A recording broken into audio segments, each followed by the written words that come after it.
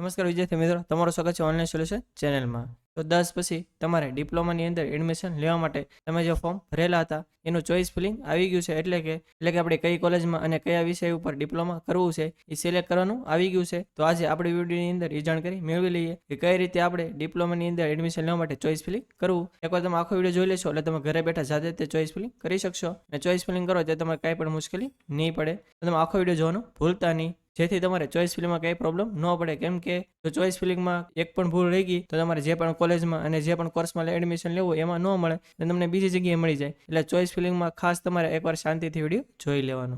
તો choice feeling કરવા માટે સૌપ્રથમ આપણે ગૂગલમાં SCPDC ટાઈપ કરીને એન્ટર કરી દેવાનું। એટલે પહેલી તો વેબસાઇટ આવી જશે ગુજ ડિપ્લોમા એડમિશન, આપણે એના પર ક્લિક કરી દેવાની એટલે આ રીતનું પેજ ઓપન થઈ જશે। હવે આપણે ચોઇસ ફિલિંગ કરવા માટે આપણું એકાઉન્ટ લોગિન કરવાનું થશે, તો એની માટે આ ઓપ્શન છે click here two common registration, આપણે એના પર ક્લિક કરી દેવાની એટલે આ રીતનું પેજ આવી જશે। હવે જ્યારે આપણે ફોર્મ ભર્યું હોય ત્યારે આપણે જે યુઝર આઈડી રાખ્યું એ એન્ટર કરી દેવાનું, પાસવર્ડ જે રાખ્યો એ એન્ટર કરી દેવાનું, પછી આ જે કેપ્ચા બતાવ્યા એ ઉપર એન્ટર કરીને સાઇન ઇન ઉપર ક્લિક કરી દેવાની એટલે આ રીતનું પેજ ઓપન થઈ જશે। આપણે ચોઇસ ફિલિંગ કરવા માટે આ જે કેપ્ચા બતાવ્યા એન્ટર કરીને ક્લિક હિયર ટુ પ્રોસીડ એના ઉપર ક્લિક કરી દેવાની, પછી આપણે પ્રોસીડ ઉપર ક્લિક કરી દેવાની એટલે આ રીતનું પેજ ઓપન થઈ જશે। હવે તમે 736 ચોઇસ ફિલિંગ કરી શકશો, એમાંથી બધી કરવી જરૂર નથી, આપણે જેટલી જરૂર હોય એટલી કરવાની। તમે જેટલી પણ ચોઇસ ફિલિંગ કરશો એ આંકડો લખેલો આવી જશે કે તમે એટલી ચોઇસ ફિલિંગ કરેલી છે, અને પછી આપણે ચોઇસ ફિલિંગ લોક કરી દઈશું એટલે લોક લખેલું આવી જશે। તો આપણે ચોઇસ ફિલિંગ કઈ રીતે કરવાનું સ્ટેપ બાય સ્ટેપ જોઈ લેવી। તો ચોઇસ ફિલિંગ કરવા માટે એ ડાબી બાજુ ચોઇસ ફિલિંગનો એક ઓપ્શન અહીંયા આપેલો છે, તો આપણે એના ઉપર ક્લિક કરી દેવાની। ફરીથી આપણને અહીંયા આપણો પાસવર્ડ પૂછશે તો આપણે ફરીથી આપણો પાસવર્ડ એન્ટર કરી દેવાનો અને પછી સબમિટ બટન ઉપર ક્લિક કરી દેવાની, પછી ઓકે ઉપર ક્લિક કરી દેવાની એટલે આ રીતનું પેજ ઓપન થઈ જશે। હવે આપણે અહીંયા ચોઇસ ફિલિંગ કરવાની થશે, તો કઈ રીતે કરવાનું તો જો આપણે આગળ જોઈએ એમ 736 ટોટલ આપણને ચોઇસ ફિલિંગ કરવા દેશે, પરંતુ આપણે કઈ બધી કરવાની જરૂર નથી। હવે આપણે જેટલી રાખવી હોય એ આપણે સિલેક્ટ કરી લેવાની। તો હવે તમે જોશો તો અહીંયા ડાબી બાજુ જે પણ કોલેજ હશે એનું નામ લખેલું આવી જશે, વચ્ચે પ્રોગ્રામ નેમની અંદર જે પણ એન્જિનિયરિંગનો કોર્સ થતો હોય જેમ કે ઇલેક્ટ્રિકલ છે, મિકેનિકલ છે, સિવિલ છે, કોમ્પ્યુટર છે, એનું નામ આવી જશે અને એની સામે એડનું બટન એક બતાડશે।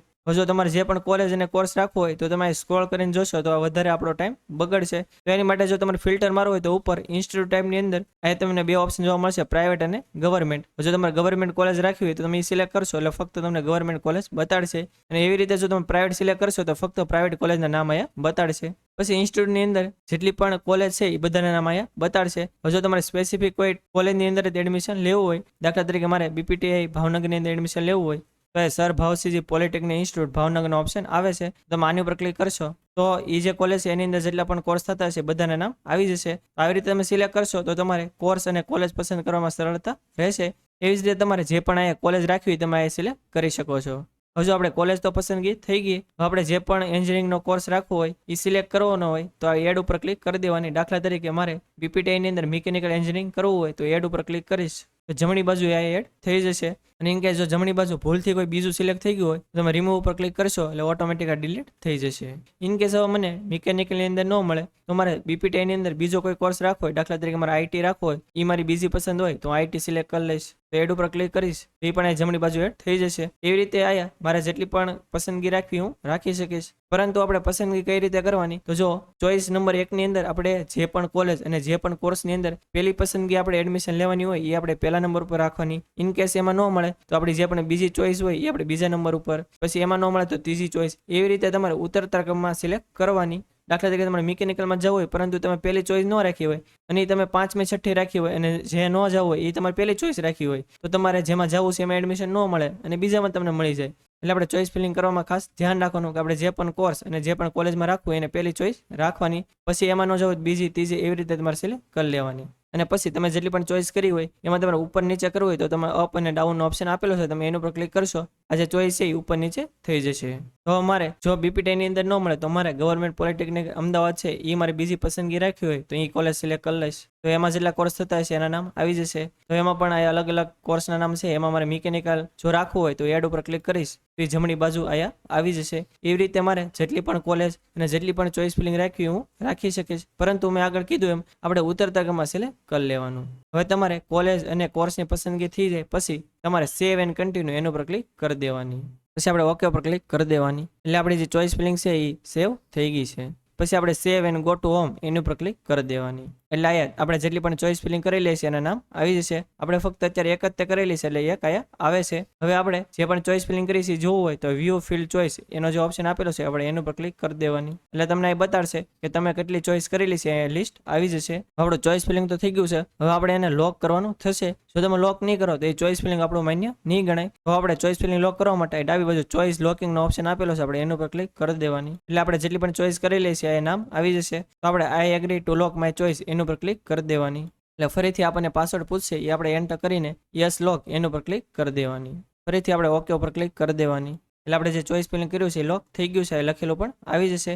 ઇન કે જો હજી તમારે ચોઈસ ફિલિંગમાં કંઈ ભૂલ રહી ગઈ હોય તો તમે ચોઈસ ફિલિંગ છે અનલોક પણ કરી શકો છો. જો ચોઈસ અનલોકિંગનો ઓપ્શન આપેલો છે તમે એના ઉપર ક્લિક કરી દેશો એટલે અહીંયા ફરીથી I agree two unlock my choice એના ઉપર ક્લિક કરશો એટલે ફરીથી તમારે જો ચોઈસ ફિલિંગમાં કંઈ ફેરફાર કરવો હોય તો કરી શકશો.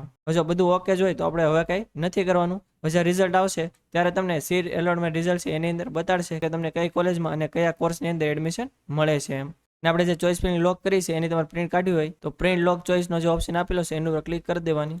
અને તમે ડાઉનલોડનો જે ઓપ્શન છે ત્યાંથી ડાઉનલોડ કરી શકો છો. અને 2 થી 5 જુલાઈ સુધી જે પણ આપણે ચોઈસ ફિલિંગ કરવાનું છે એ મોક રાઉન્ડનું છે. એટલે કે આ જે ચોઈસ ફિલિંગ છે એ આપણું ફાઇનલ નહીં ગણાય. તમે જે પણ તારીખનું શેડ્યુલ છે એની અંદર જોશો તો એ લખેલું છે કે મોક રાઉન્ડ માટે ચોઈસ ફિલિંગ 2 થી 5 જુલાઈ સુધી. હવે જો આપણે આ જે ચોઈસ ફિલિંગ કરેલું છે એનું રિઝલ્ટ 10 તારીખે આવશે. એની પછી 10 જુલાઈથી લઈને 14 જુલાઈ સુધી પ્રથમ રાઉન્ડનું ચોઈસ ફિલિંગ આવશે. અને આજે 10 થી 14 જુલાઈ સુધી જે પહેલા રાઉન્ડનું ચોઈસ ફિલિંગ આવશે એ આપણું ફાઇનલ ગણાશે. તો જો આજે 10 થી 14 તારીખ સુધી જે ચોઈસ ફિલિંગ આવે એની અંદર તમે જે મોક રાઉન્ડની અંદર ચોઈસ ફિલિંગ કર્યું એમાં કંઈ સુધારા વધારા કરવા હોય તો કરી શકો છો. આ જે પહેલો રાઉન્ડનું ચોઈસ ફિલિંગ આવશે એ તમારું ફાઇનલ ગણાશે. જ્યારે એનું ચોઈસ ફિલિંગ આવશે ત્યારે એના વિશે આપણે અલગથી વિડીયો બનાવી દઈશું. તો આથી સંપૂર્ણ માહિતી કે ડિપ્લોમાની અંદર એડમિશન લેવા માટે ચોઈસ ફિલિંગ આપણે કઈ રીતે કરવું. જો તમને કંઈ ખ્યાલ ન હોય અથવા તમે ચોઈસ ફિલિંગ કરો અને કંઈ તમને મુશ્કેલી પડે તો તમે કોમેન્ટ બોક્સમાં જણાવી શકો છો. આપણે 100% આન્સર આપીશું. અને આ વિડીયો જો તમને સારો લાગ્યો તો વિડીયોને લાઈક કરી દેજો અને મેક્સિમમ લોકો સુધી શેર કરજો જેથી બધા લોકોને આની વિશે માહિતી મળી રહે. અને જો તમે આપણી ચેનલમાં ન હો આપણી ચેનલ હજી સુધી સબસ્ક્રાઇબ ન કરી હોય તો ચેનલને સબસ્ક્રાઇબ કરવાનું ભૂલતા નહીં જેથી આવી જ માહિતી તમને સમયસર મળી રહે. અને આપણે ટેલિગ્રામ અને વોટ્સએપમાં પણ ચેનલ છે એની અંદર જો તમે જોડેલા ન હો તો નીચે ડિસ્ક્રિપ્શનમાં લિંક આપેલી છે એના પર ક્લિક કરીને તમે એમાં જોડાઈ શકો છો જેથી આવી જ માહિતી તમને સમયસર મળી રહે. તો આજ માટે બસ એટલું જ. મળશું આપણે નેક્સ્ટ વિડીયોમાં. ત્યાં સુધી બધાને જય હિન્દ.